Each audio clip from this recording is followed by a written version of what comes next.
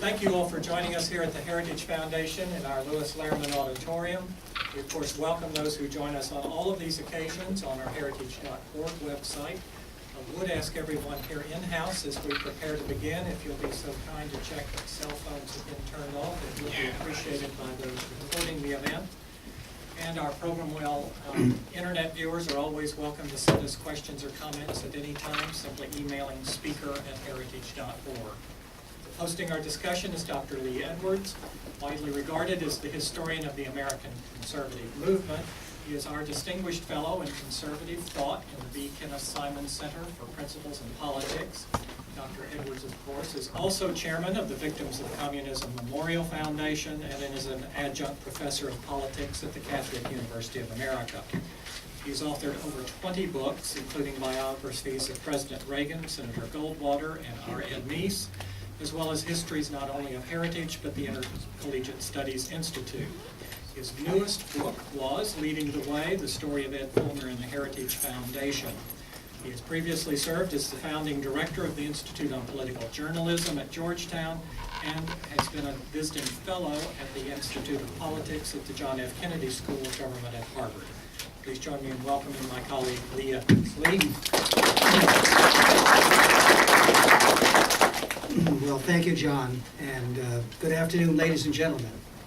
And I recognize some of you were at the ceremony earlier today, just an hour ago, at the Victims of Communism Memorial.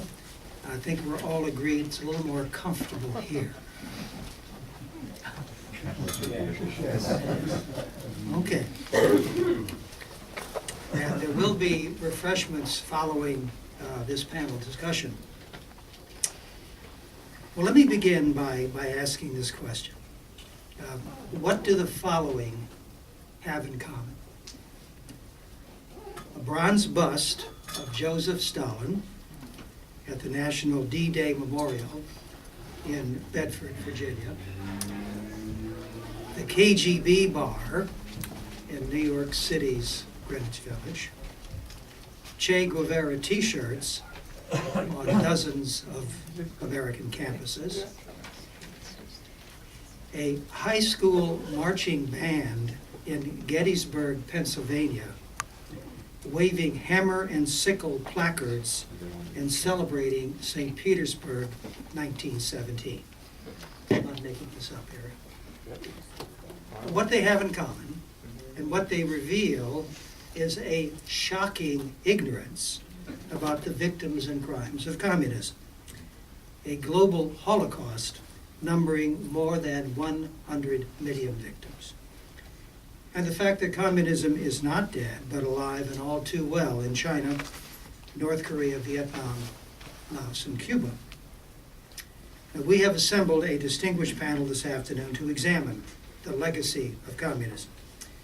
Now, this is not an academic exercise, but a public policy affecting, for example, the two largest economies in the world.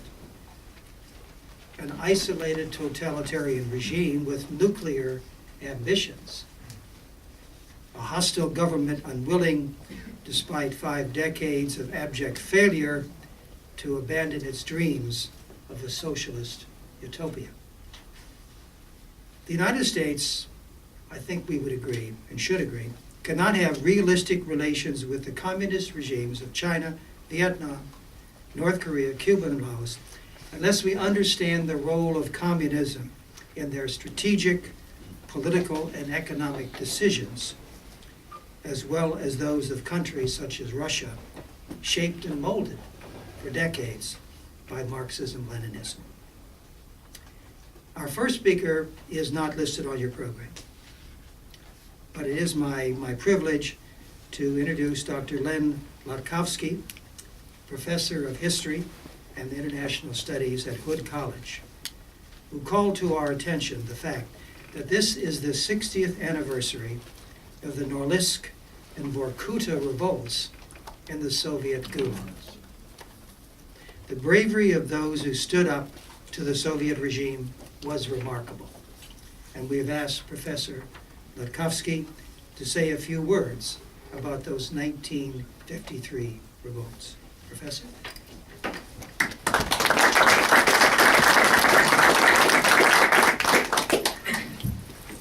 Thank you very much, and good afternoon. This year marks the 60th anniversary of massive revolts at the Norilsk and Vorkuta Gulag forced labor camps in 1953. At this very moment, middle of June, 60 years ago, at the 20-plus camps in Vorkuta, 20-plus camps in Norilsk, all of the camps went on strike.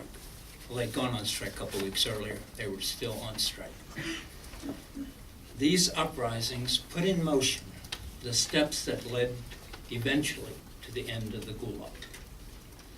The revolts were staged by prisoners, unjustly arrested and sentenced to slave labor in the Gulag. They were from many different nationalities. They demanded better conditions, fair treatment, and they refused to work until conditions improved. Their decision to strike threatened the basis of the Stalinist economy, which relied heavily on slave labor. The Norilsk complex produced nickel, platinum, and many other highly valued metals. The Vorkuta mines, coal mines, produced 1/12 of the entire coal production of the USSR and the entire supply for Leningrad. 60 years later, the historic significance of these revolts remains great, but unfortunately, the knowledge is not so extensive. The uprisings were a clear sign of the long-standing internal opposition to the Soviet communist system. An American prisoner at Vorkuta, John Noble, who survived the uprising, called it the Great Vorkuta Slave Rebellion. Jānis Zīle, a Latvian participant, said it proved that prisoners were able to unite and challenge an inhumane system. Alexander Solzhenitsyn remarked, the Stalinist camp system, particularly these special regime camps, was nearing a crisis. Now, worker protests, revolts, rebellions had occurred from the very beginning in the 30s, but they were sporadic, they were small scale. This was the first time that an entire complex went on strike. The Soviet leadership had never seen anything like this. The world had never seen anything like this. And this was partly due to the creation of the special regime camps in 1948, an idea that backfired because in these camps, the most active and energetic Ukrainian, Baltic, and other nationals were placed. So in May, and in fact in late 1952 in Karaganda, the beginnings of revolts began. 1,200 prisoners were transferred from there to Norilsk and Vorkuta. In late May, in Norilsk, the revolt began. The camp authorities were stunned. They tried in vain to coax the prisoners back to work. The revolt continued the entire summer. Political prisoners proved their organizational ability, their discipline, their solidarity. They created strike committees. They formed reasonable demands, which were basic human rights. And the Ukrainians were the majority in the camps, but all nationalities took part. Sympathy strike, and the word spread quickly to other parts of the Gulag, and sympathy strikes spread.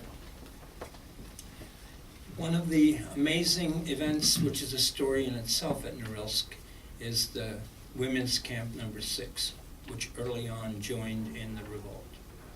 And here again you have Ukrainian leaders like Lesya Zelenskaya and Maria Nich, and then 3 Baltic heroines, the Estonian Asta Tofri, the Latvian Alida Dauga, and the Lithuanian Irena Martinkute Smetanione.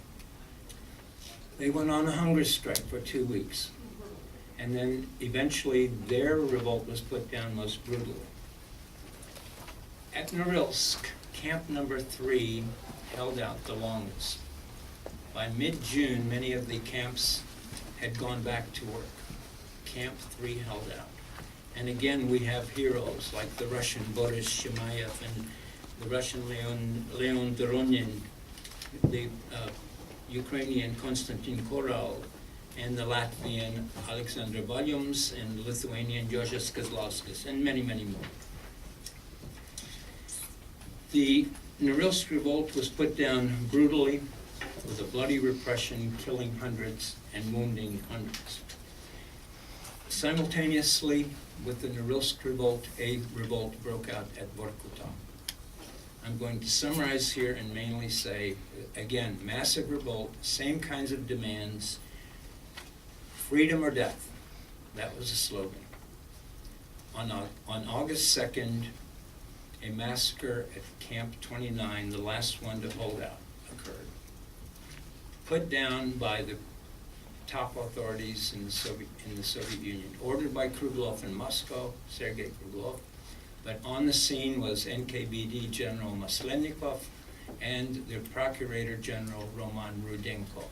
They were in charge as the prisoners were mowed down by machine guns. So, in conclusion, we need to know better the events of the Gulag, the history of the camps. Some effort has been made by heroic people, by objective historians, but the Russian government has failed to do its part and has ignored the history of the Gulag, and not only that, but now is threatening the Society of Memorial. Each year, the survivors of the Vorkuta uprising commemorated the event. On August 1st, at Mine 29, they erected a small memorial to the fallen. Solzhenitsyn writes, near the slag heap at Pit 29, somebody in Khrushchev's day raised a cross with a tall stem like a telegraph pole on the common grave. Then it was knocked down, and somebody put it up again. Others have told us Vorkuta inmates, whatever their nationality, observed August 1st as their day of mourning. Every year since, Vorkuta people pin a black ribbon to their miner's dress as a sign of undying solidarity and loyalty to their fallen comrades. So on this day, let us remember these victims of communism, the courageous men and women who took part in the revolts, which are among the most momentous events in the history of Soviet communism.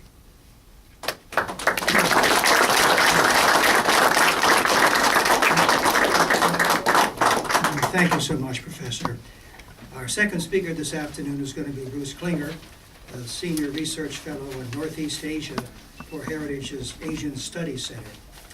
A former employee of the CIA and the Defense Intelligence Agency, Mr. Klinger brings more than a quarter of a century of experience to his analysis of North Korea and its neighbors. He's a frequent contributor to U.S. and foreign media and holds, I am told, a third-degree black belt in Taekwondo and a first-degree black belt in Hapkido. I'm sure I didn't pronounce those correctly, but Bruce, please. Thank you very much, Lee. This is the face of evil. This is the face of a national security threat to the country. These are human scum, or so North Korea would have you believe. What it is a picture of is 9 North Korean refugees who sought freedom in South Korea. Over a year ago, they escaped from North Korea. They made their way into northeast China, where they lived for a year.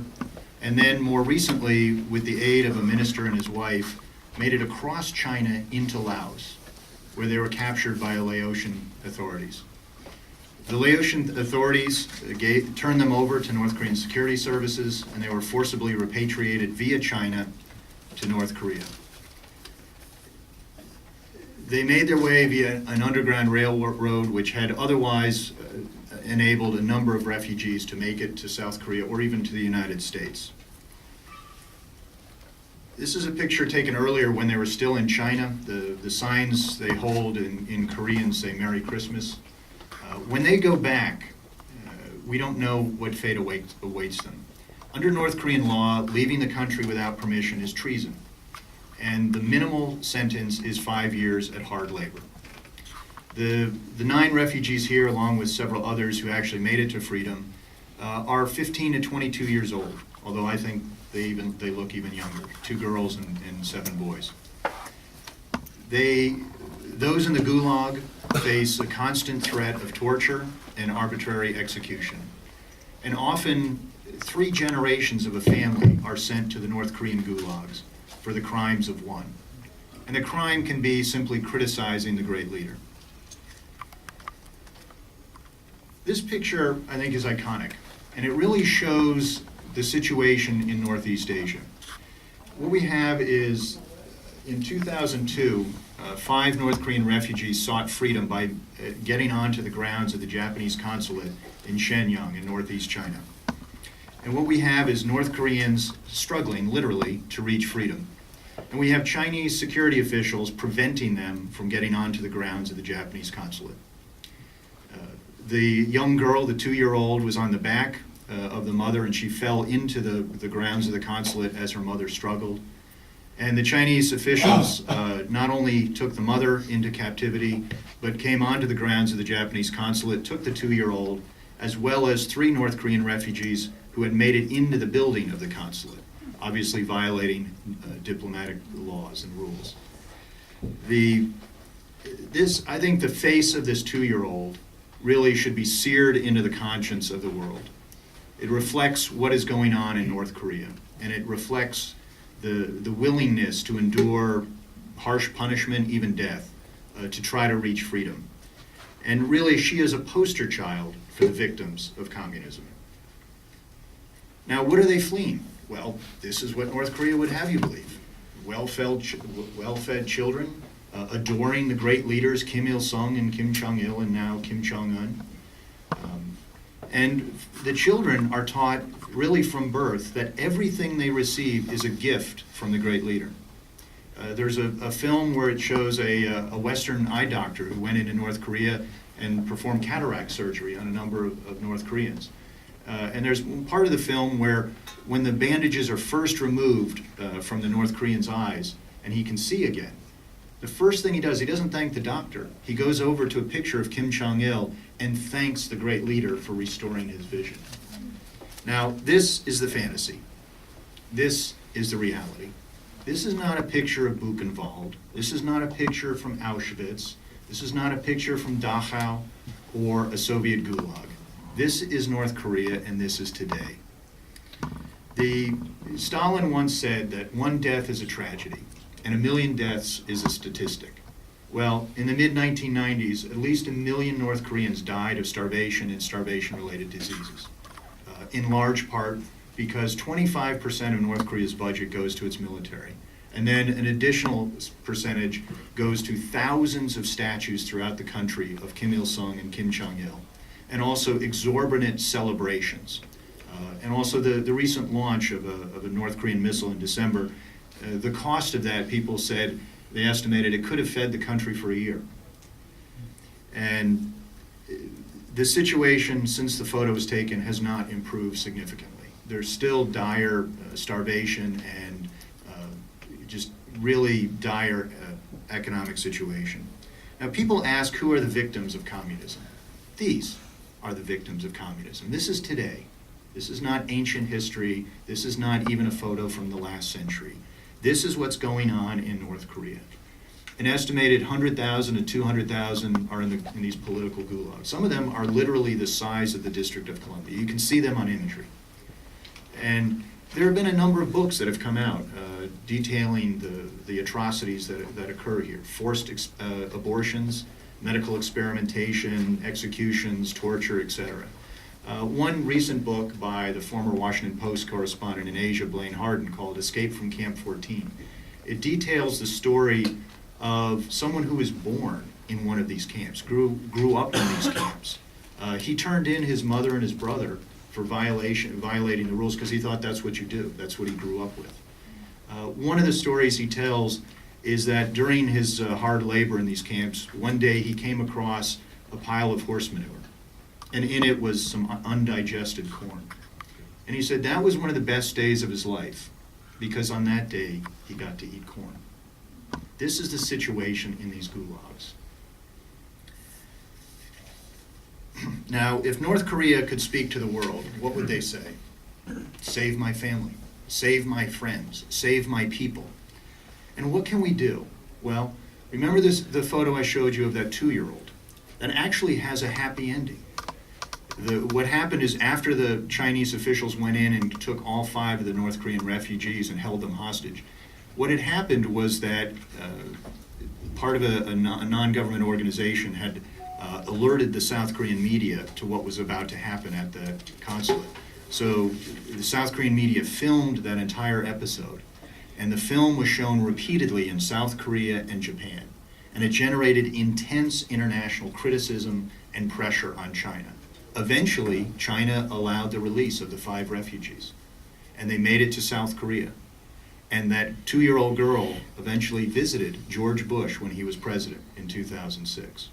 So the story is that, yes, things are terrible in North Korea, beyond imagination, and yet international pressure can occasionally bring about a happy ending. And that's the thing that we need to keep in mind, is that international pressure can and should be kept not only on North Korea, but on China, which facilitates the return of the refugees back into a doomed existence. And so that's the message. This is not old. This is not ancient history. We can do things if we stand up against tyranny and fight for freedom. Thank you very much.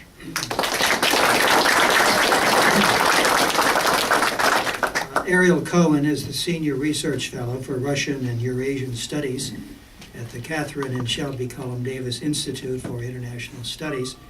Dr. Cohen, who joined Heritage in 1992, has published widely, provided incisive commentary on every major U.S. TV and radio network, plus all 3 national TV channels in Russia. Received his Ph.D. from the Fletcher School of Law and Diplomacy at Tufts University, and when one wants the truth about what's going on in Russia, one turns to Dr. Ariel Cohen. Thank you so much, Lee, and thank you for leading the foundation that keeps memory of those millions of victims. But for me, it's not millions. For me, it's very personal. In April, I was in Yekaterinburg, formerly Sverdlovsk, in Russia, in the Ural Mountains. One of the locations they took me was a cathedral, as they say in Russian, built on blood. It was built on the blood of the last emperor and the royal family. And while the emperor is a very controversial figure, and this is not a history exercise, the faces of his children, the faces of the princesses and of the hemophiliac heir to the throne, Alexei, really get to you despite the gaudy architecture of that cathedral. But more importantly, the hosts took me outside of Sverdlovsk, almost as an afterthought. They said, oh, you probably don't want to see it. And this is a memorial built in the killing fields outside of Yekaterinburg with 18,000 names of people executed in these godforsaken woods 6-7 miles outside, 12 kilometers outside of the city, just in the period of 1937-38, the Great Purge. Think about millions who did not even receive the mere memorialization of their names on a slab of concrete, because 5 million were killed in the Civil War, about 5 million died in the collectivization when they forced the agriculture to become collective farms. And that period of 37, 36, 37, 38 is personal for me because A month later, in May, I was in Astana, in Kazakhstan, in the presidential office, in the presidential administration. And the chief of staff of the president brought 2 old files and handed them to me. And in one of them, it said, the handwritten confession of David Kogan, my grandfather, who was executed soon after he gave those confessions. I'll leaf through that. He said, oh, you want me to, declassify it and give you the copies? I said, sure, of course. Okay, just wanted to check. And I said, leaf through, and I was like hit by a train. Because you see ink on paper, your own grandfather's handwriting. And he confesses of things he could not possibly commit. He was an industrial manager. He was an economic planner in that communist economy. He was a newspaper editor. How could he possibly be involved in spread of foot and mouth disease as a part of the Trotskyite Bukharinite conspiracy? How could they try to bankrupt the Soviet Union? And you see the handwriting deteriorating sheet after sheet, because he was beaten, because he was tortured, because he was sleep deprived. And then he writes, I'm giving this confession under duress in a meager hope that the party will spare my life. So whatever he said there was just as a man hoped that they would not put a bullet in his neck, and they did. Roll credits 70 years later. What do we have? We have the collapse of communism that I frankly did not expect to live long enough to see. We have the dismantlement of the Soviet Union, but we also see a missed opportunity. Russia missed an opportunity to build a modern, law-based society and a democratic system of government. This is for several reasons. First, there was no lustration. Lustration is opening the archives, identifying who was a part of that repressive system, be it high-ranking members of the Communist Party or members of the secret police, and asking those ladies and gentlemen to no longer rule the people they brought to perdition. If they want to do business, fine. If they want to do something else, fine. If they want to leave the country, fine. But do not engage in government. Russia did not do it. Other countries in the Soviet Union, with the exception of the Baltic states, did not do it. As a result, we have a stinted civil society. We have the court system that cannot provide the necessary foundations for a law-based economy that denies investment, causes investment flight outside of Russia. Hundreds of billions of dollars were evacuated from Russia, and this also prevents people from investing from abroad unless it is oil and gas and other raw materials. The third reason they missed an opportunity is that they did not manage to replace the ideology of communism with the norms, the freedoms, and the values that we take for granted, or we were taking for granted in this country until the latest series of scandals makes me wonder, are we taking them for granted, and are these values under attack? So they replaced the ideology of communism with what? With nationalism, with neo-imperialism, with xenophobia. They turned the Orthodox Church, that was deeply penetrated by the secret services, into an ideological department of the government. And taken together, we have a return, not to Stalin's Soviet Union, not of the dictatorship, but probably of something even more primeval. You have today essentially in Russia the triad, the trifecta of православие, самодержавие, народность. Russian orthodoxy, autocracy, and populism with national overtones. You have today the attempts to return the cult of Joseph Stalin, not as it was in his day, with statues and busts at every corner in Virginia, but sneaking the description of Stalin, the narrative that Stalin was an effective manager, sneaking it into history books. Mr. Putin ordered one history textbook to be produced, and now the question is, how much coverage the Stalin's repressions, like we heard about the Vorkuta camps and the Norilsk camps and the Karaganda camps and all these camps where people, to use a Russian expression, were ground into a camp dust. How much kids today would know about it if there was one paragraph? Mistakes were made. You can't cook an omelet without breaking the eggs.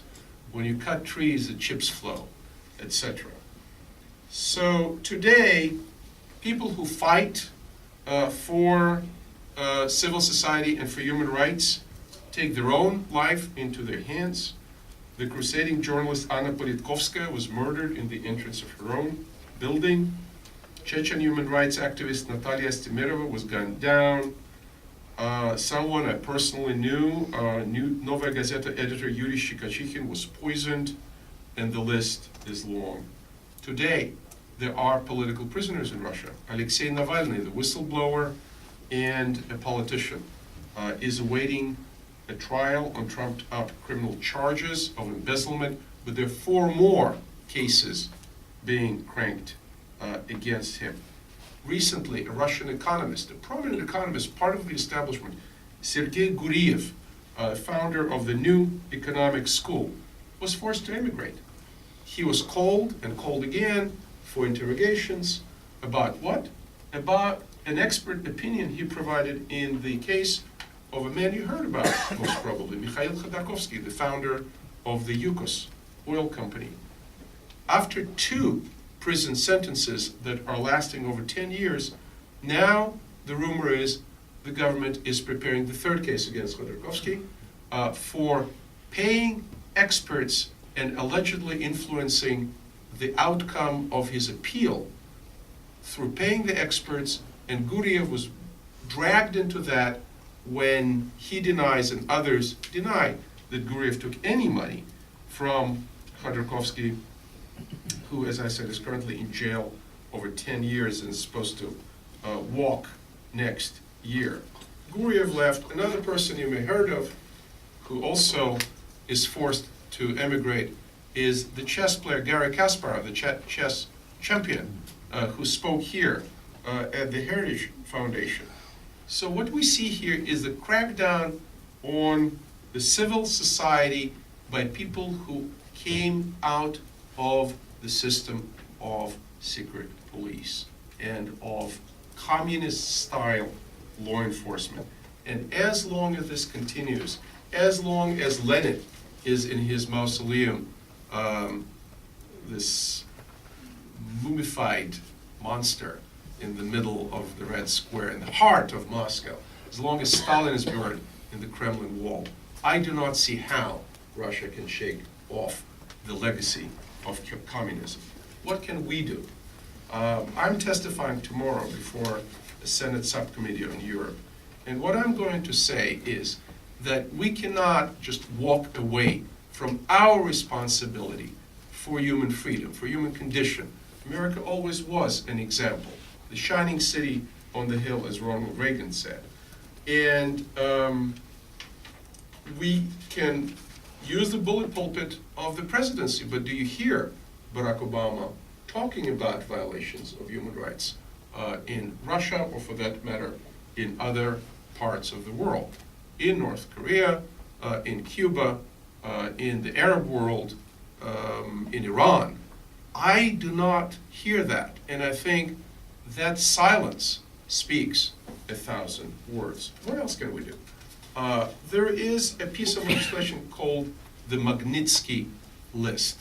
Sergei Magnitsky was a lawyer and an accountant. He worked for American-born British businessman William Browder, the grandson of Earl Browder, who made hundreds of millions of billions of dollars investing. Magnitsky was murdered. He was killed in one of these prisons in which hundreds of people were, thousands of people were murdered during Stalin's time. He was killed, he was denied health care, he was beaten, he was tortured because he refused to give evidence, false evidence, against his employer. And Browder and others lobbied Congress to pass a law that will nail down those who are responsible, not just for Sergei Magnitsky's death, but also for other systemic and gross violations of human rights in Russia. So we need to examine, are all the people who have to be on that list are in the list? My understanding is that the administration and the State Department are not happy about that piece of legislation and narrowed the list to about 18 names. What else can we do? We can reform our public broadcasting, our international broadcasting. The amounts of money we spend on the radios are much, much less than we used to, even in the tail end of the Cold War. The quality, the technology, the management, the personnel are all much, much to be desired, and it's a new environment where, in a place like Russia, there's a lot of media and you have to compete. It wasn't like everybody tuned into the Voice of America, Radio Liberty in the good old days because this was the monopoly on truth. There's no longer a monopoly on truth in Russia, and you have to be very competitive, very creative, and probably not hire some of the latest hires that people came to regret. And okay, said enough. So we can do that. We can engage the Russians who are committed to human rights, who are committed to civil society, even after the draconian law was passed that banned all American funding to any kind of nonprofit, non-government organization in Russia. Any kind of NGO now, if it takes money from America, has to register as a foreign agent. And in the Soviet and Russian context, a foreign agent means that it's somebody who will be prosecuted, somebody whose rights will be denied, somebody who will be punished. And today, there were hundreds and hundreds of inspections where secret police, state accounting services, firefighters, and other regulators descended on these NGOs and checked everything from what kind of bulbs they have, do they have smallpox vaccinations, so harassed them. And I do not want to compare it to harassment of nonprofit organizations in this country that somebody didn't like. Okay. So we still need to work with these people, we need to support these people, we need to provide them with opportunity to make their words heard, as we did with Andrei Sakharov, with Alexander Solzhenitsyn, with Joseph Brodsky, who was a poet laureate of this country after he was pushed into immigration. And I think that the connection that we have with people who fight for freedom in Russia is deep and strong. Mstislav Rostropovich, the friend of Solzhenitsyn, who stood by him and endangered his career and had to immigrate after that, was the music director and conductor of the National Symphony here. I mentioned Brodsky, who was appointed by Reagan as a poet laureate. So you have people like that, and you have a lot of back and forth between the United States and Russia. And in the end of the day, of course, this is up to the Russians. What country they want, what society they want. What we should do, all we can, to remember the victims of communism, to draw lessons and conclusions for ourselves. First and foremost, it's for our freedom in this country, and also to support those who stand for freedom in Russia. Thank you very much.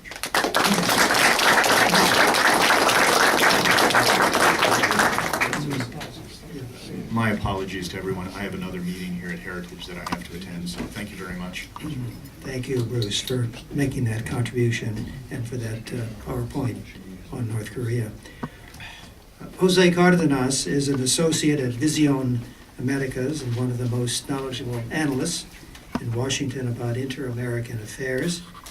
Served in senior positions in the State Department, the National Security Council, AID, the OAS, and the Senate Foreign Relations Committee. Like our other panelists, he's appeared on CNN, Fox News, and National Public Radio. He received his master's degree from Georgetown University, and he, too, has been someone to whom we can turn to if we want to know what is really happening, not only in Cuba, but throughout Latin America. Jose? Thank you, Lee. And I also want to lend my profound gratitude to Lee Edwards for his dedication and his commitment to keeping this project alive. I wanted to pick up on something Lee said at the top of his comments, where he referred to the shocking ignorance of so many Americans about the cost, the toll that communism has taken on populations around the world. And I want to take that comment a step further and add to it that, and I'm sure Lee would absolutely agree, that part of the problem is that our understanding of communism, our knowledge of communism, has been so corrupted by the efforts of so many to whitewash the historical record and to continue to this day, even as the younger generations coming through that did not grow up with the image of the wall, had no understanding, appreciation for what the wall meant, still today are being victimized by the efforts of so many to distort the historical record. And with that in mind, I just wanted to refer to a couple of recent incidents that I encountered, how it happens to this very day. And I want to, if you all will just indulge me for a second, I'm making the assumption that everybody in this room knows who Fidel Castro is. And if you don't, you may not be in the right room. But again, so I want to follow that up by asking if anybody knows who Efraín Rios Montt is. Yeah. Okay. Guatemala. Guatemala. One person, okay. Now, that's telling in and of itself, because earlier this year, General Rios Montt, who was a military general who ran Guatemala for 16 months in the early 80s, during that country's brutal civil war. He was brought up on trial in Guatemala on charges of genocide, right-wing military dictator. And so, in a blog that I write for foreignpolicy.com, I wrote, I didn't pass judgment on whether Rios Montt was guilty or not guilty on charges of genocide, but I asked the question, how is it that right-wing military dictators in Latin America, whether it's Rios Montt in Guatemala or Pinochet in Chile, how is it that they are hounded to their dying days by international activists, and no one makes a sound about the crimes of Fidel Castro against the Cuban people? No one is calling for his accountability, for his trial on charges. And that question generated an angry leftist to write in the comments section, how on earth can you compare the crime, I mean, whatever Fidel Castro did to the likes of a Rios Montt and a General Pinochet? And I looked at that, and again, reaffirmed, of course, confirmed that we still have a problem. And Rios Montt, as I said, was on trial for the deaths of 1,700 indigenous Guatemalans in the highlands during that brutal civil war. He ruled for 16 months. Pinochet a little bit longer, about 15 years. Pinochet is usually attributed to about 3,000 deaths to his dictatorship in 15 years. Now, I understand it's never a good thing to get into a comparison about death and destruction, which is worse. But for goodness sake, ladies and gentlemen, Fidel Castro ran Cuba as the absolute dictator for 50 years, and is also attributed to about 100,000 Cuban deaths can be attributed to his. This is a country of what was about 6 million in 1959 to about 11 million today.